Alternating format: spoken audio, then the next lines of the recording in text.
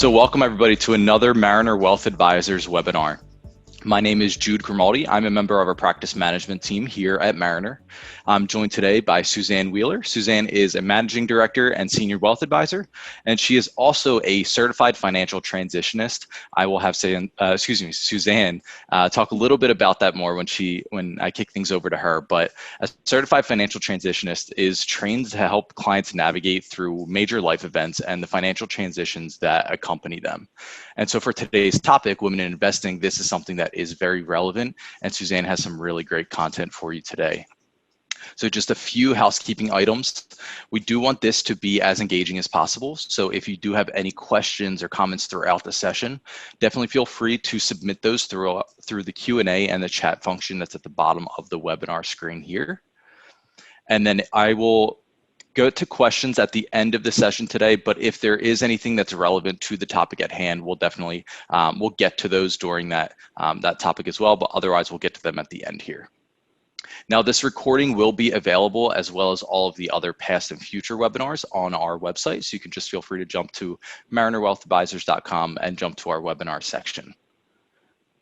All right, so without further ado, I'll go ahead and kick things off to Suzanne. Thank you, Jude. And thank you all for being here today.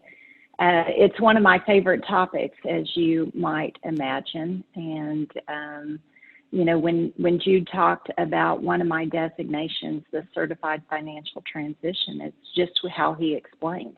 It's helping people through various transitions as we all go through life. It pairs nicely with the Certified Financial Planner designation that I have as well. And so you can see the technical pieces that we go through as well as the emotional pieces that we all transition during lifetime. So I have been in the business since 1997 and had a wonderful time working with a variety of different types of clients and have pretty, in my opinion, I think a well-diverse background working with clients and fellow colleagues at Mariner. So thank you to our marketing department as well as our practice management area for putting this together and allowing me to present to you today. So financial empowerment and the value of you. Again, one of my favorite topics. I myself was in shoes at a various time were contemplating what I might do within my career, and was fortunate enough to be involved in a small business, investment advisory business that we developed and eventually partnered with Mariner Wealth Advisors. So if you are in that area of thinking about a small business, we definitely have something in common. So why is financial empowerment so important? Well, women now control about $10 trillion in U.S. financial assets, which, gosh, that's certainly increased over the years. And thank you again to our marketing department and compliance area for giving us these statistics to talk about today. You know, the articles that they have mentioned, it says that we could rise to the 30 trillion in financial assets for women at the end of this decade. Wouldn't that be something? In the U.S. alone, women are co-owners or majority owners of 45% of all privately held businesses. Again, we aren't in the 60s. Things have progressed significantly, but we still have improvement for more. On average, women, and this is no surprise to any of you, outlive their male counterparts or husbands by almost 5 years.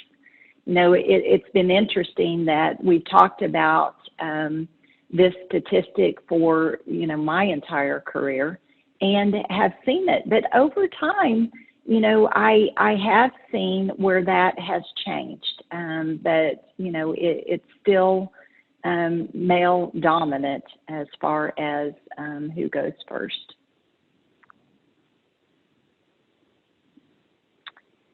So why is financial empowerment so important? When we look at areas today, and I think I'm on the wrong slide here. Sorry about that.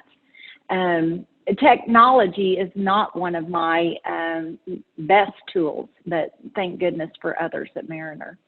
So despite professional advancements and our women continuing to move forward in their careers, we're still behind men, and we're making great strides, but what can we do to change that?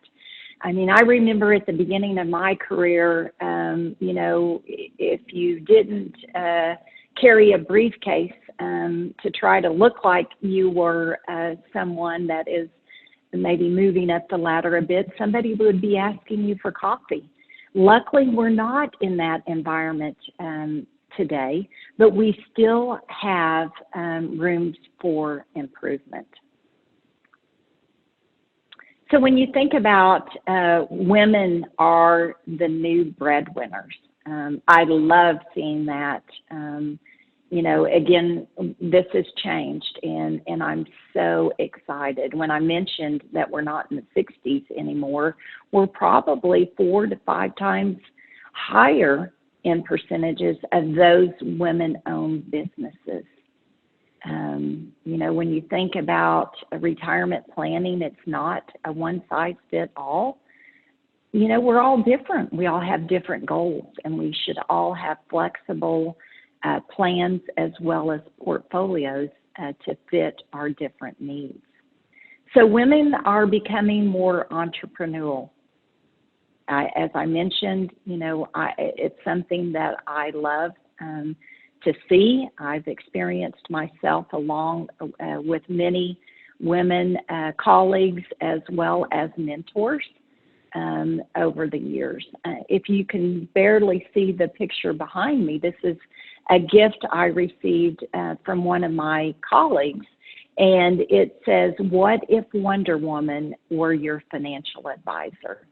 And so I think the more we see that in our industry, the more we'll grow, as well as other areas out there. I'm always excited to see women-owned business and how they thrive and how they're different from, businesses that's managed day-to-day by a male. One of the things that we talk about a lot is women lack confidence about investing. Women are more adverse to risk than men. I'm hoping that maybe we can narrow the gap with this webinar and help you with confidence as we move through it. The investment gap is a reality. One of the things I'll point out here is women more than men want advice or a thinking partner. They're comfortable with delegation and asking for help. There's always the joke out there that men will never stop for directions. So when you think back to that, maybe they won't stop and ask for help. And, there is a divide there because women, I feel, believe that they can't do all extremely well, and they know when to ask for help or delegate. 85% of the high net worth women across every generation manage the day-to-day expenses in their household, but they leave the financial decision to their spouse or the man in the home. And I sit back and I think about that a lot. And why is that? It's certainly not that way in my household, as you can imagine. But I think we are so busy building a family, building a career, that we often divide and conquer the task of the home environment just out of necessity. And that's how a lot of that investment decisions go towards the other party. But I will tell you, I have daughters, and I want them to be engaged in their investments. I also want to know what they're I want them to know what they're signing. And, you know, I've been guilty of it early on. My husband is an attorney, and I'm like, well, if he asks me to sign it, I know what I'm getting into, and he can bail us out. But as I've grown in my own walk, I do want to know more than I did in earlier years. So I encourage you to know what you're signing. You know, you are your most valuable asset. You know, when you think about your home or your investment portfolio, those are really great areas of wealth, but they're also contingent on something else. Your home, it is wealth, but it's also contingent on the real estate market. And so what's going on in your area? When you look at your portfolio, which we all need a portfolio, but when you look at it, it's contingent on many things. What is the market doing now? How are you invested? Is that sector that you're invested in doing well? But when you're talking about yourself, you have a lot more control of what that asset is because it's you.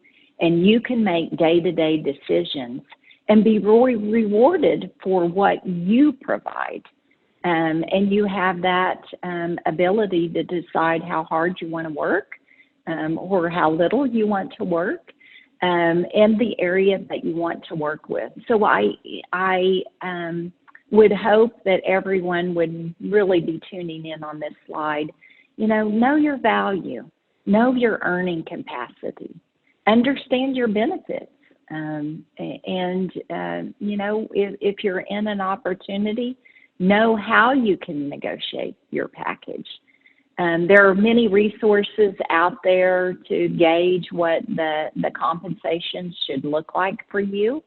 But you know, it's also when you think about your own asset and knowing your value, you also have to have the willingness to put the work in.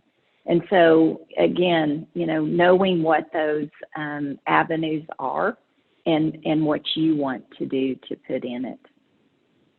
So the part two of this, as we're talking about women, you know, there are various women in various areas of life that they're going in right now. And so we're touching on a lot of topics, and if you have interest, be sure to put it in the Q&A that you would like us to maybe focus in one area at a time so we have more time to dive into that situation. So as I mentioned, with my not only having the Certified Financial Planning designation, but I also have the Certified Financial Transitionist designation, and I often joke it's not a magician, even though it may sound like that.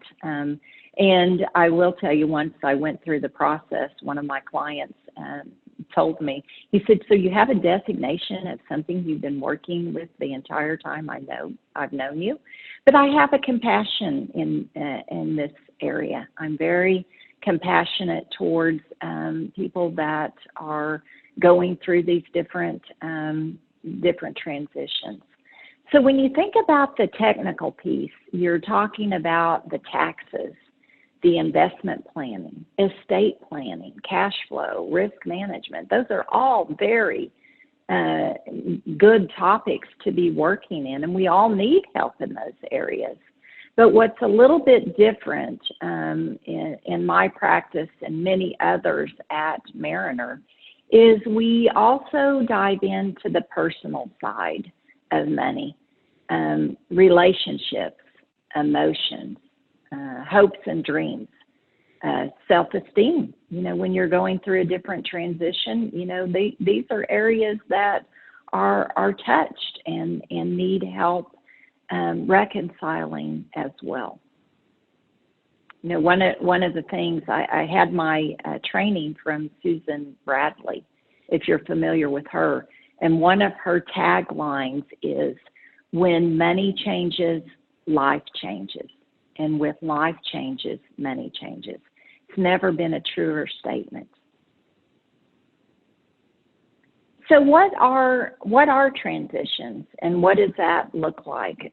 So there's many transitions, and some of them are listed here. It's contemplating retirement. You've worked your entire career and have probably developed the wealth that you need, but have you thought about what you're going to do with your time? Many people have the wealth that they need, but they miss that giving back or feeling like they are still contributing to society. And you may not know it until you get into it, or you may not think about it or feel like that's going to be a problem. But what we do is we try to help people navigate that. We don't want someone 6 months in and fail at retirement and feel like they have to go back to work, and not because of the financial needs, but feeling like you are still part of society. In these times, we talk about mentoring. I would say I've had several wonderful mentors in my career, and I'm so grateful for the time that they've given to me, and I hope each of you have a mentor. But, when you're in retirement, mentoring to someone that is starting a career that you've just ended, what a valuable piece that can help in many different areas. Sitting on boards. I feel like we can retire and be a full-time volunteer, because there are many great organizations out there. Maybe you're in a transition of divorce or death, and those are very trying times. Whether you wanted the divorce or you didn't, there's still a lot of emotional areas that we can help with, and being a listening ear. Inheritance. Maybe you're new to wealth.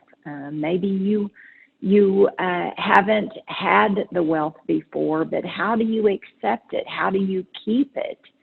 Whether you've inherited it, you've won the lottery, you've had a significant inflow of cash, there's a lot of training into keeping that cash. We all hear about lottery winners. Typically, after 3 to 5 years, they may not have much of that money, if any, left. So there's a lot of areas of work there. You sold your business. That's an inflow of cash. It's also, what am I going to do with myself? Entertainment or sports contracts. We hear a lot about the professional athletes, and they get this big signing bonus. But how do they keep it? So it's definitely an area that you want the technical side, but you want the emotional side too. So what are the stages of transitions? It's nicely laid out here, and of course it's different for everyone. But you may or may not have the opportunity for anticipation. So in a retirement, you do know that you are going to retire at some point in time, and maybe it's down to 6 months or a year. So you're anticipating that transition. But if you have someone that close to you that's killed in a car accident, you don't have that anticipation. So you're starting with an ending. So the ending, let's talk a little bit about the ending. The ending period is where there's no turning back. the event has happened. The divorce has happened. The death has occurred. The retirement has happened. You won the lottery. So these can be happy transitions as well as maybe a sad transition. But you're in that point where you've got to make some decisions. You're starting through that area of passage, which is a larger circle than the other ones. And the reason being is that passage transition may take a period of time. You know, there are some people that can adjust pretty quickly, maybe in a 6-month time period. But then, you know, I've seen people working through this passage of time in the 3 to 4 year period. I would say that's typically in the area of death. There's a large portion of the time that they're lost, they're grieving. They haven't figured out what maybe the new normal could be or what it should be. But I will tell you, in the passage, we try to pull out the positive areas of what could be the new you. What are those things that you put on hold because of other areas that you were helping with raising a family, or you were helping with a spouse that's building a career? But now, while it's sad to be in charge of you, it could be an opportunity of great success in doing what you want to do. So during transitions, I love this slide, and maybe some of you can relate to it, as you, especially in a divorce or a death, you can have that numbness and withdrawal. You're lost. You don't have that other partner that you've had for so many years. Maybe you have a short attention span. Maybe there's fatigue, inconsistent behavior. Maybe you're happy, maybe you're sad. One day or one area or 1 hour it changes. You know, and struggles, signs of struggle. Those are perfectly normal. Quite frankly, I'd be concerned if somebody that weren't feeling these areas, and that may be delaying grief. And so if you are feeling this, you're not alone, and it is perfectly how you should be feeling. So a lot of times when I'm working in this area, I do a lot of what I call one-pagers. You know, if you are in that numbness or not retaining items, things need to be repetitive. And I know that in that meeting, you're not retaining maybe even 10% of what I'm saying. But that's okay, because I'm going to give you a visual for you to be thinking about. And so it's really different areas to consider of what are the things that I need to focus on now, what is in the soon category that can be in the next 3 to 6 months, and what's much later. I know that breaking down these items can bring a sense of relief. And even narrowing it down to what do we need to do right this minute? Who's in charge, whether it's your advisor that's helping you, your attorney, your friend, what can they take off your plate and bring decisions to you? And what is the deadline?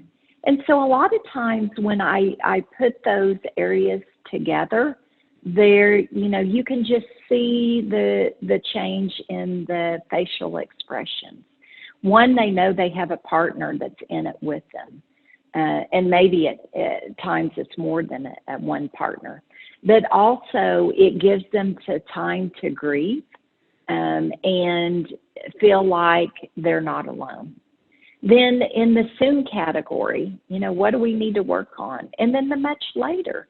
So you're chipping off pieces as you go, so it's not such a daunting process. It's also very nice to go back a year or two later and talk about the accomplishments. What have we really accomplished over time? What's left? It's certainly gratifying, not only for me and the other colleagues at Mariner that work in this area. It's not only gratifying to help someone, but to see what we've accomplished. That has nothing to do with the wealth at all. Again, when you're navigating through a loss of a loved one, still the same strategy, maybe different items that we're talking about. But we always talk about the team members. Who's on your team? You know, and we mentioned brain trust here. You know, it's gathering your CPA, your attorney, and your wealth advisor to all work in conjunction. Maybe it's an insurance person that you've dealt with, who you trust, who you believe in, and gathering the whole team together so that we can share ideas and navigate the best plan for you with the most optimal outcome. If you don't share those with teams, then you may have people going in different directions. Looking again what needs to be done now, soon, and later. So when you're getting started in those different areas, what do you want to accomplish? What's most important to you? What do you dream about? What keeps you up at night? You know, whether you're building a career, starting a business, retiring, divorcing, or just experienced a loss, it's an opportunity to reevaluate what's important to you. So now we head to part 3 in retirement and investment planning. So with the scenarios that we've gone through above, and sorry for the motorcycle, hope he's safe and driving safely, but you know, we all need retirement planning, or most of us, and me included, need a retirement and investment plan to achieve our goals as well as our dreams. So what does that look like? When I talk about investable assets, what does that really look like? And there are 3 buckets here to take a look at. So we often look at what is pre-tax dollars. So if you're participating in a 401k, 403b, 457, or a SEP, or which is a self-employment IRA. Sorry, we can get tied up in the acronyms. You know, those are areas that are taxed at a later date. So when you're contributing to them, you're not taxed, and it grows tax-free. But when you are taxed is when you withdraw out of those areas or those accounts. Then you have after-tax accounts, which can be a non-deductible IRA contribution if you qualify, a Roth if you qualify, or some have annuities. Then our after-tax accounts that we think about are what we call taxable, and those are your brokerage accounts that maybe you've set up with a custodian, that you're buying some stocks here and there. It could be your bank accounts that you have. You know, some people have rental property, so there's rental income that can be taken a look at, as well as if you have trust income, that maybe that was part of an inheritance, that you've got trust income that's coming in over time. And then, you know, asset allocation, you know, you hear that a lot in dividing the pieces of the pie. and looking at, how much should I have in bonds? How much should I have in stocks or real estate or other different types of investment vehicles? Asset allocation can be responsible for more than 90% of variation in the performance of the portfolio. There's always those that think the security selection is appropriate, meaning do I own Microsoft, or do I own Apple, or do I own both? Timing. We hear a lot about market timing, and especially in the environment we're in. Have we hit our bottom? And I don't want to get into too much investment talk, because that's not what this is about. But what is the timing of investing? That's a small probability, less than 2% on the market timing. And so when you think about a long-term time horizon, maybe in your 50s going all the way out to your plan ends at 99, that's a long time horizon. And so when you think about getting the asset allocation right, making sure that it's not overly aggressive in stocks versus bonds, that puts you in a risk tolerance area that you're not comfortable with. Those are the most important items when putting a portfolio together. And, we talk about dollar cost averaging. When you think about that, and what that means is maybe you've run into a pool of money and you're going to invest a third of it in the market today, and maybe a third in 90 days and a third in 120 days. While that may be comfortable, especially with cash, it may be comfortable at hitting different time periods of the market. History and statistics show that over the long term, it's not making a great deal of difference. Thank you to our investment team for putting these slides together. This is one of my favorite softwares, and it's, we look at what we call an efficient frontier, which really is a line showing from the least amount of risk to the greatest amount of risk. And so you can see that risk on the horizontal area. And then on the return area, it's right across the page. And so as you look at this line, you see how you're increasing the amount of risk that you're taking, going from cash to corporate bonds to treasury bonds. But you also see the upward movement on the return side, on the diagonal side. So where cash, and this is certainly new to all of us, looking at cash finally making some money, up to the treasury bonds, and then all the way up to the large cap stocks.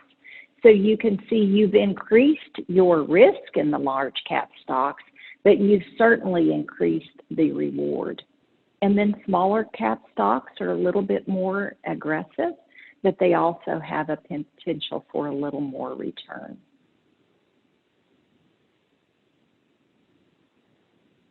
So when we look at, an allocation, we looked at it as far as asset class, but looking at it on a sector type. So, we hear a lot about technology.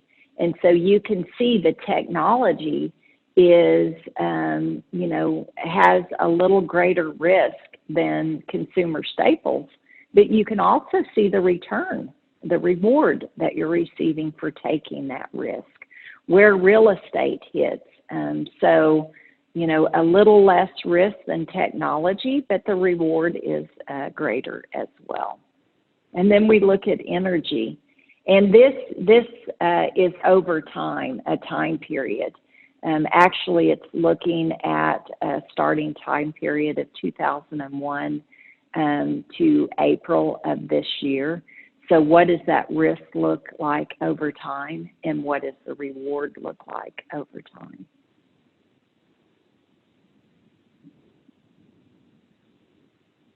Then finally, you may be thinking about, well, that's all fine and good, but if I do take a look at having both stocks and bonds in a portfolio, what does that look like?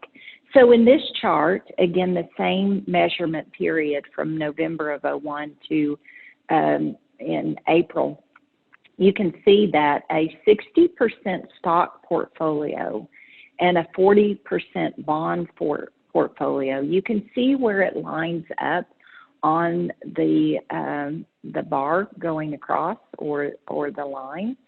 And then also you can see where the risk stands. So, when you're looking at this and kind of fine tuning it and trying to maybe put your glasses on, the risk is in, maybe the 8 to 9% level of risk, but the reward is between that 8 and 9% for this type of portfolio for that measured period. So you get the benefit of less risk in your cash and your corporate bonds, but you're offsetting that risk with the large cap stocks and small cap stocks. But you're also, getting a elevated return by having both. Maybe not to the 11% for having everything in large cap stocks, but you're in that good risk tolerance area. And everybody's risk tolerance is different. I assure you, I'm not a 60-40 portfolio, but I'm in the business. I see the market every day. I've got more time in my career. So somebody that has retired, you may see them with 60% stocks. They may have a risk tolerance with 50. Those that are growing their portfolio and have a long time to continue to make deposits in their portfolio, they may have a more aggressive look than the 60-40. So, in your retirement plans, this changed many years ago, that they've made it really easy to pick, funds in that retirement. You may have a career that is, teaching, for instance, and you're not teaching mathematics or investments or economics. Maybe you're teaching history. When you look at those 403Bs, they usually have target dates, or what we call life point funds. So the target date is usually I think I'm going to retire in this year. So that target date knows how many years it has to become a little more conservative as you move towards retirement. Life point funds, maybe you decide this is my allocation and I want to stay within a 60-40 portfolio. It takes those investment decisions off your plate and let someone that is in the investment area determine when the allocation should change, and also what that allocation should be, as well as what are the vehicles, the underlying investments in those areas. It may not take into account your exact risk tolerance, but it's autopilot, it's easy. Again, it may be too conservative for you, it may be too aggressive. But that's an area that you should make sure that you look at on an ongoing basis, that you've got that target right. Individual funds, they'll all have, or I should say the majority of, will have individual areas that you can select on your own. They'll have large cap areas, which will be growth and value stocks. And, if you think, well, what does growth and value mean? Your growth stocks are going to mean, the Microsoft, Amazon areas, Apple. You're more conservative in that large cap area or value side. It's going to be your Kimberly-Clark, our toilet paper, our toothpaste, Coca-Cola, Pepsi, those consumer staples, if you will. So, you do have a menu of choices within those funds. And then some people with higher balances or maybe a more robust plan, they might have a self-directed option, which you could outsource that to your wealth advisor. And so you can have a bigger or a larger area of investment choices that might be more compatible with your overall asset allocation. So what can derail the plan? We always have, you've heard of the budget, and then the air conditioning goes out and you've blown the budget for that month.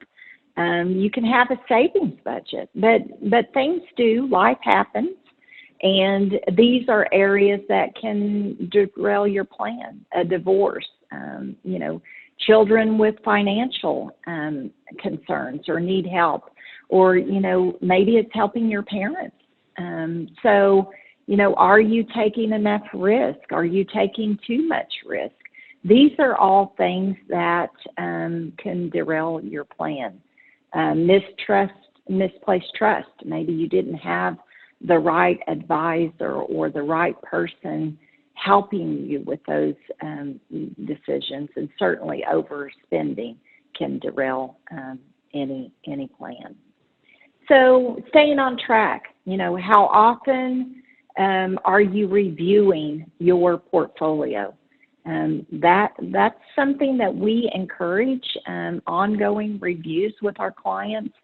Some it makes sense on a quarterly basis, especially if they're new to investing and learning the ropes. Maybe, you've been a long-term investor, about long-term horizons, about market fluctuality. Maybe you don't need to meet on a quarterly basis. Maybe it's a 6-month check-in.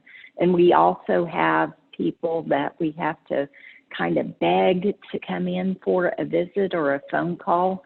But we do like and do suggest that you look at your portfolio at least on an annual time period. It helps you determine if you're on track. Looking at it, is my spending on track? Is my savings on track? Are my investments doing what they should be?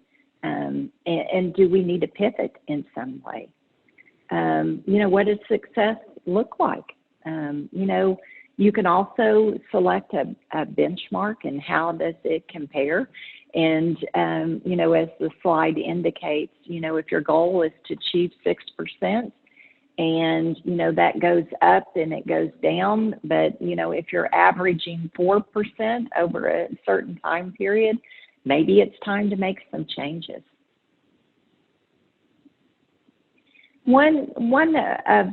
I guess this is our last slide, but I think it's a very important slide to take a look at, and hopefully you have these documents on file and you've reviewed them recently. But many don't, and that's because they've got so many other irons on the plate. But I would really suggest that each of you take a look at this slide and make sure that you have these documents in place. A last will and testament. If you don't have a plan, I assure you the government has a plan for you. It may not be the one that you have thought about, but there will be a plan. So best to put those thoughts in writing with your will, who you want to get what.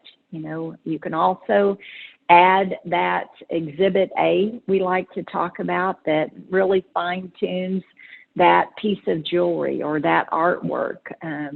Luckily you can change that as maybe people's behaviors change, but you do need a plan in place of where your wealth would go in the event we lost you. Power of attorney. Who's going to make those investment decisions in a time period that you're not able to? Again, these items can be changed, but having something in place now is really important. On the healthcare side, who do you want to make those healthcare decisions if you become incapacitated? I look down my alternatives and my children, and there are certain ones they're all adults, and there are certain ones that I think could handle the money issues where others would be more towards the healthcare, and you certainly want to take good care of that one that's making healthcare decisions for you. And then if you're, maybe life is a little more complicated, with wealth comes complications, but if you have a blended family or a need for a trust, maybe probate is not ideal in your area, we can talk about different trusts for your particular situation. I will add that especially when we worked through COVID, if you have a child that is 18 and maybe off to college and they contracted COVID and they were in a hospital, if you didn't have this power of attorney or healthcare directive, the hospital is not obligated and really they don't have the permission to talk to you. And, we're all mothers, or I should say we're not all mothers, but we could be mothers on this call. We're all women. And making sure our children is taken care of is a high priority. And so when you have children that turn 18, maybe it's the gift of helping them with the will process, helping them with these different powers of attorney, because they want to be able to make their decisions too. I thank you so much for your time today. I hope it's been beneficial for you, no matter what area of life you're in, what age, what transition you may find yourself in. Jude, I'll turn it over to you. Perfect. Thank you, Suzanne. I do have a couple questions that came in. One was a little bit more on how to navigate the conversation or some trends that you've seen between women or men or within a marriage or in a partnership, the differences in perspective on investing. How do you navigate that sort of conversation if, two partners within a partnership have different preferences or different opinions on the investment strategy? Happens every day. You have to be prepared for that because we're all different. Our goals are different. Our risk tolerance is different. And how I typically navigate that, and I know many others at Mariner do as well, is, have each of them fill out a risk tolerance questionnaire. Gauge their risk tolerance. It doesn't have to interrupt a plan. Maybe if one party is less risk averse, they're seeking the higher returns. Maybe we carve out a portion of the portfolio that is for that risk tolerance, and then a more conservative approach for another. It does happen every day, and they will help each other. It's really fun to watch. I've had one person that I think is listening on the call today where there was an imbalance. And so when the market had declined one year and the stocks were down, the party that was on a more conservative approach was, well, this smaller amount of return was all because of me. because I was conservative. And so they do help each other. It's just like a partnership in a marriage. We've got to make sure that both parties are heard and, talk them through those different scenarios. Sure. I learned a long time ago, I always look at the overall total portfolio, and you can ask, are we looking at it overall or individually? But then when you get to why is her IRA doing better than mine? Right. And they look at that. So be prepared. Definitely. And there's so many moving pieces to a comprehensive financial plan, and so many players in the game, if you will, to that. So there's a lot of different conversations to be had around, every Sure. subject. Communication is our best tool. Exactly. Now, something it's on the same line, but a little bit different. Do you have any, recommendations or advice on separate versus joint accounts? There is a place and time for both. And really that is getting a little deeper within the relationship, and definitely what the thoughts are around each area, being joint versus individual.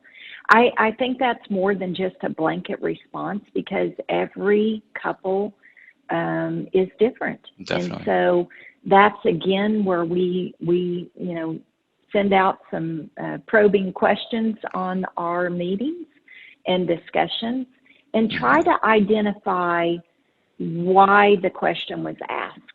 And if you can get to the source of why, we can craft a plan, but we have to know the why, as well as you, our clients, have to know the why of why we are investing.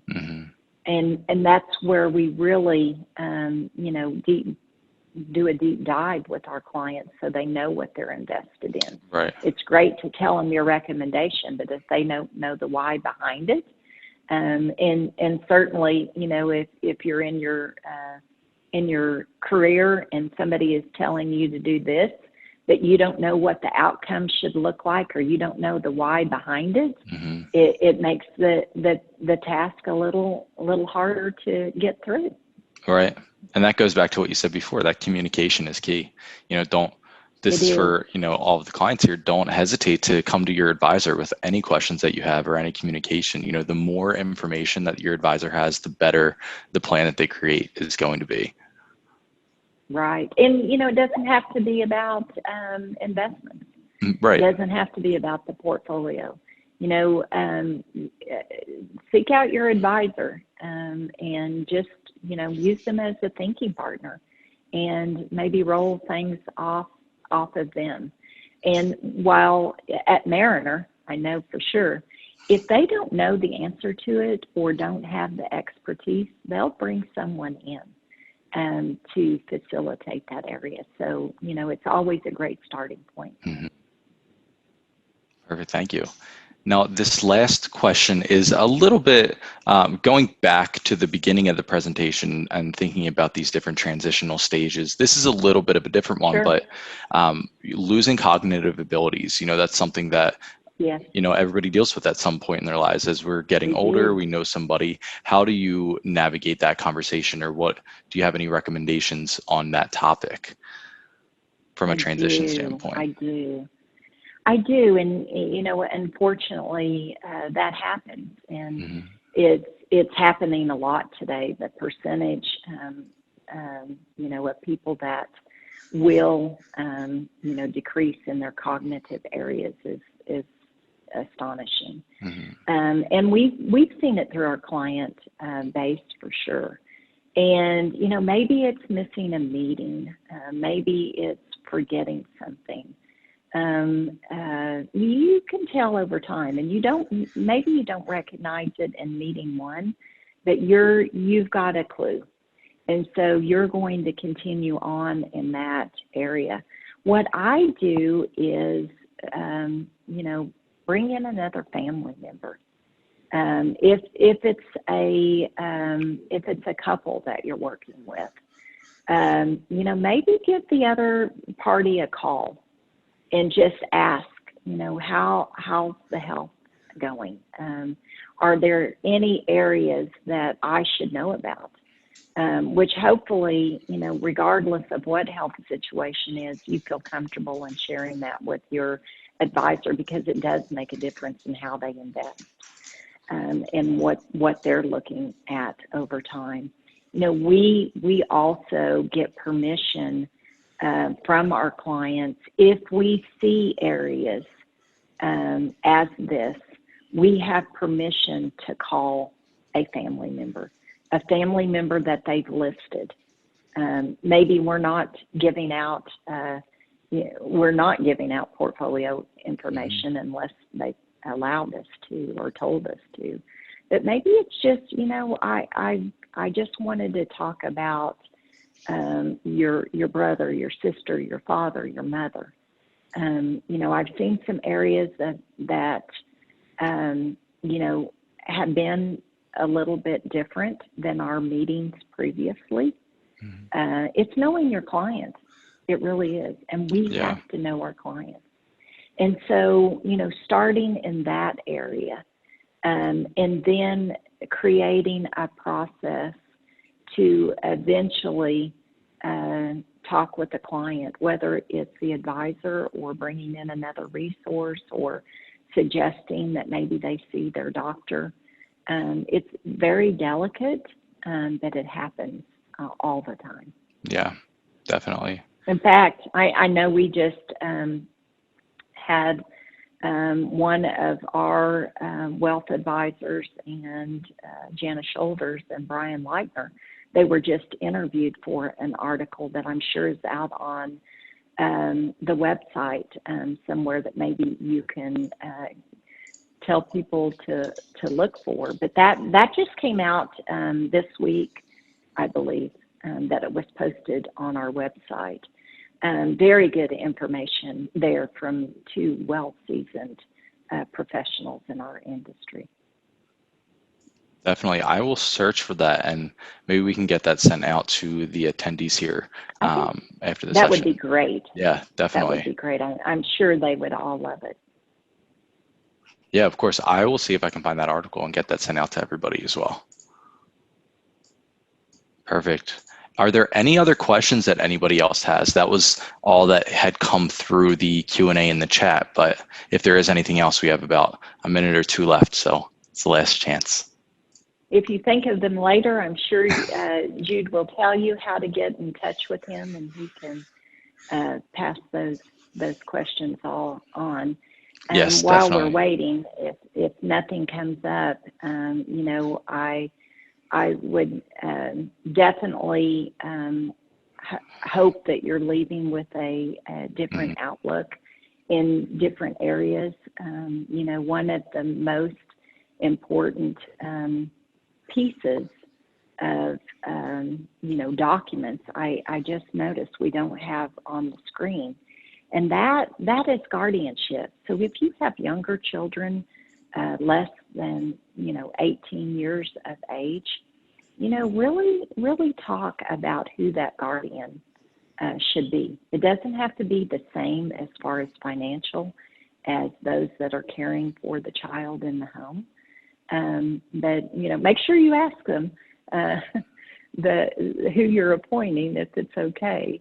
But you definitely don't want family members' feelings hurt, and it's a good time to share with your family why you've chosen someone.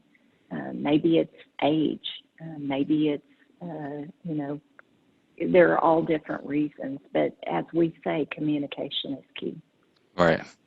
That's something that is very relevant for my family. I have 9 siblings and about 20 nieces and nephews, so it's definitely a conversation that's important to have, and something that there's going to be a few of those to happen in our side, but it is something that is incredibly important. It is. I remember being on a turbulent flight right before my youngest turned 18, and I thought, oh my gosh, while that is, I think, the perfect opportunity, he would have to move school systems during his senior year. That's not a great opportunity for someone that just lost a parent. And so, you have to come up with those ideas. Perfect. Well, thank you so much, Suzanne. I'm going to send out, I did just receive the link, so I'm going to send out to all of the panelists and attendees the link to that article that Suzanne had mentioned just a couple minutes ago. And it looks like we are just a couple minutes over time here, but thank you everybody for joining today. And Suzanne, thank you so much for your time. Really appreciate it. This is great. Thank you. I was happy to be a part of the discussion about something I love. That's great. Well, thank you so much. And I hope everybody has a great day and enjoy your weekend.